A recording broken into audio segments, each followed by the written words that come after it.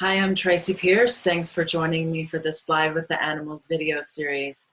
So this series was born out of what was happening here in the United States in March of 2020. COVID virus had really made itself known.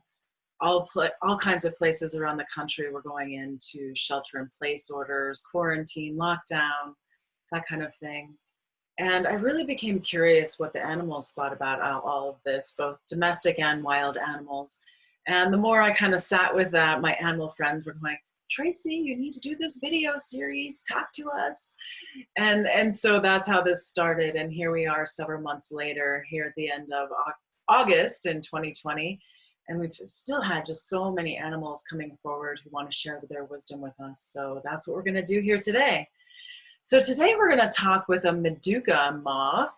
Let me pull up its picture here. Now, the first time I remember seeing one of these moths was actually when I took this picture here. This is here in Colorado, and you can kind of get the sense of size. This is what it's sitting on is a normal size brick. So that brick it's sitting on is, approximately 2 inches. So this is a big, big moth. And they're very, very beautiful. And I've never spoken to this particular kind of moth before. We have talked to some other kind of moths earlier in the series, but we're going to go ahead and talk to this Manduca moth here today. So if you're joining me live and you'd like to get in on the conversation, if you're on Zoom, look at the bottom bar and there should be a little button that says chat. Just click on that, type your question in. Or if you're joining me live on Facebook, just type your question into the comments. So I'm just going to get quiet here and start tuning into this moth and see what it would like to share with us today.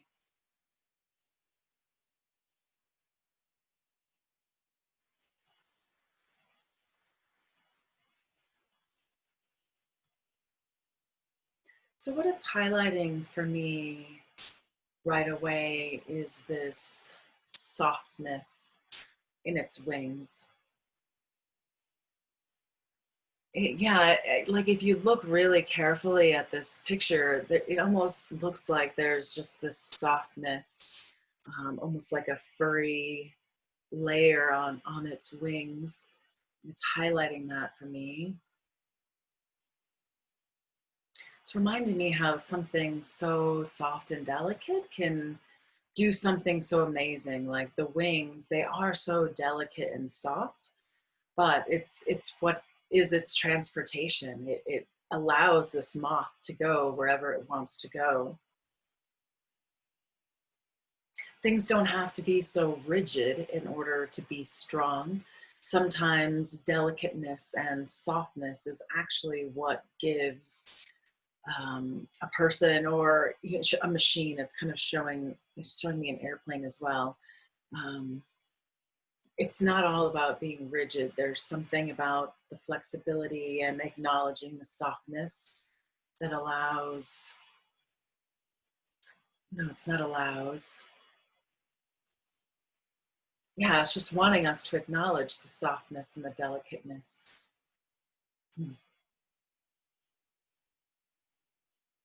Yes, you are a really unique looking moth to me, and maybe that's just because I haven't lived in this area for a really long time. But yeah, I'd never seen a moth as unique as you. I wonder if there's any particular moth wisdom or animal wisdom that you want to share with us today.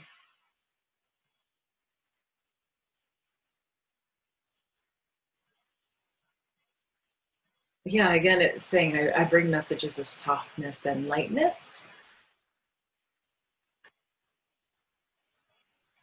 Yeah, it's kind of speaking to me directly here and saying, Tracy, you've picked a lot of flying and winged creatures lately. It seems like there's like a lightness or a delicateness, softness that you're wanting to bring more into your own life.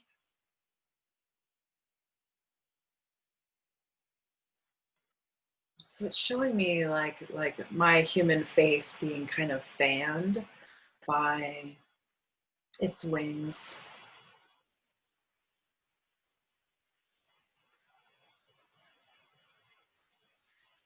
I'm not sure. I feel like I might be missing something there. Is there,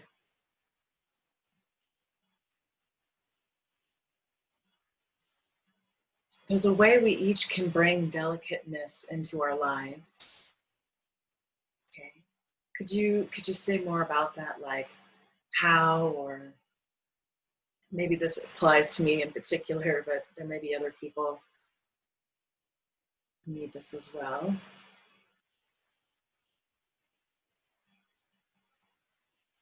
So it's showing me like humans breathing. There's a there's a delicateness even to our human breath. It's saying, you know, it keeps highlighting the air elements again, like us breathing in, and some connection there to the wings because they move through the air. Some sense of like every breath we breathe in is this delicate thing that isn't necessarily promised. We kind of just we take for granted that it's going to be there. So there's something about, taking time to appreciate your breath. It's showing, there's lots of different kinds of meditation, obviously, but there are plenty of different kinds of meditation that have some kind of focus on the breath in some way. And it's showing that's a way of reminding ourselves of this delicateness and softness that's innately who we are. Like our physical bodies are so delicate if you think about it. Saying, the moth is saying, you humans look at like insects or moths like us and you go, wow, your bodies are so delicate, I could just crush you like this. But the truth is that your own physical bodies are very delicate, and every moment of life is kind of a gift because yeah, the moth is saying actually your physical lives are as delicate as any kind of moth might be that could be smushed out in a moment. Hmm. Yeah, I guess that does kind of put a different perspective on life when we um, remember how delicate we really are. I feel like there's a lot of focus today on being strong, whether that's physically or emotionally. And maybe this is just me talking, but it kind of seems like an overall theme, at least in the United States. Like there's a lot of value placed on being strong. I wonder, how that might play into us getting in touch with our delicateness, or saying yes, most people tend to go towards it. He's saying unless a human has some kind of serious illness, most people tend to think of themselves as being very strong, and that's something they aspire to. There's a lot of emphasis, or what's the word, um, weight given to being strong. That's something that's generally very important in the world. There is this deeper level of delicate kind of opening. It's showing there's like flowers blooming in the heart, showing there's a way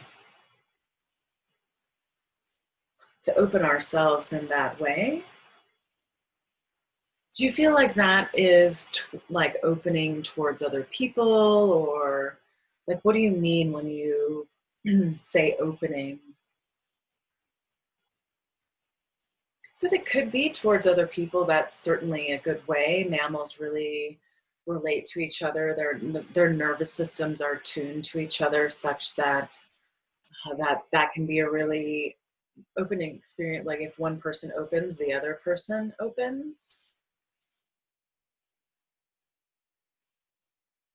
The same, but this also could be like in meditation. So it's showing me like a person sitting in what might be considered a traditional meditation position, and there's this kind of opening in the person down here's energy that allows the connection to the divine.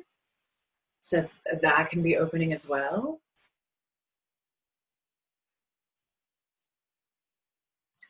Okay, so the moth is like, okay, I'm kind of reading your mind. It seems like there's a question there about, you know, when is it okay to open versus sometimes we do need to protect our energy. Like not every human is a good human that you want to necessarily open your energy to. So is there a way you feel like we can decipher that?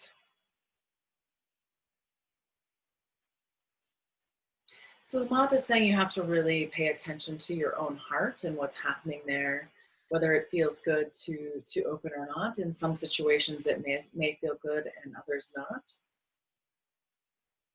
You know, I wonder. You know, sometimes people are, you know, in their own entanglements. Let's, you know, maybe call them samskaras or emotional attachments or emotional scars they might have.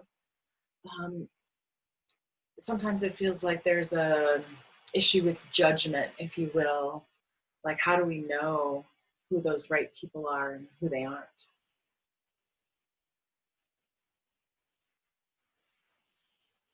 Well, I don't necessarily have a great answer for that. It has a lot to do with experience and like life lessons, life things that happen. And unfortunately, a lot of the way we learn is through getting hurt.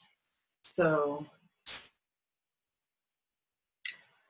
gosh, I feel a lot of pain in my heart when you say that. I wonder, is there more,